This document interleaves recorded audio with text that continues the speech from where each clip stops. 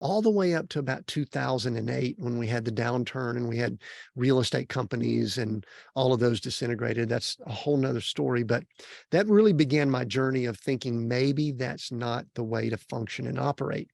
And it's unfortunate that many of us have to go through a situation like that before we'll make a change. Otherwise, we just get in the habit of doing the go, go, go lifestyle. But let me mention a couple of challenges that I've noticed. Again, I've lived it. This is not me being judgmental.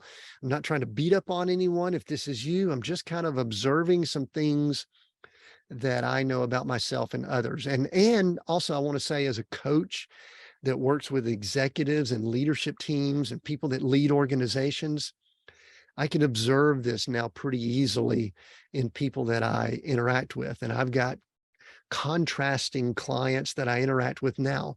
Some of them, they operate in this area of peace and rest, and some of them are hustle, hustle, go, go, go. And it's such a contrast. So anyway, here's the challenges of that hustle culture. It's very focused on self.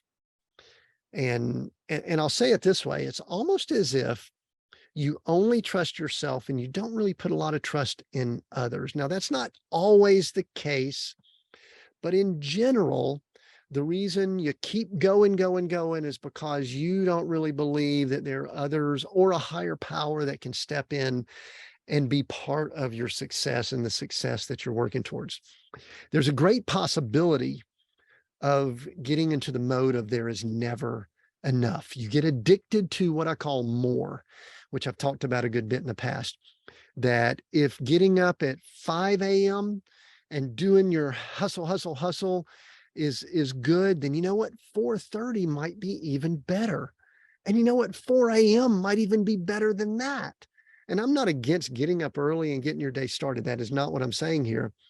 I'm against believing that the earlier you get up is going to have massive change in the way we function and operate. I've gone through seasons where I've gotten up early.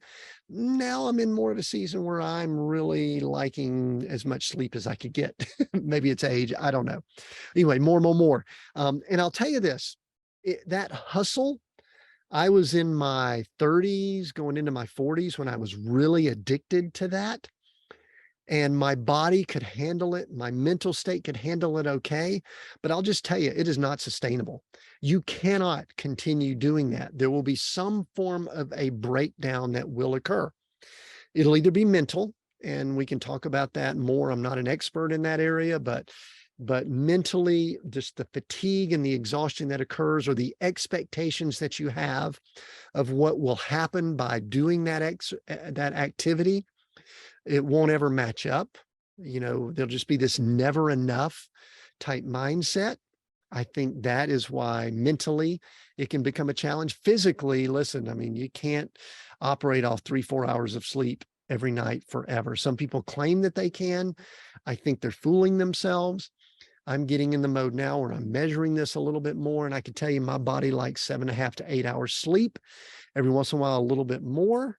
And so it's just not sustainable. And one of the things that I think is very important for that hustle type mindset for me, and looking back, is that you're always living for the future.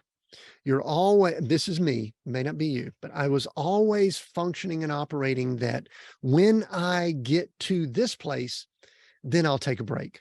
Or when I make X amount of money, then I'll take a break. When my business gets to here, then I'll take a break. And I want to make sure I'm stating this. I might have mentioned this earlier, but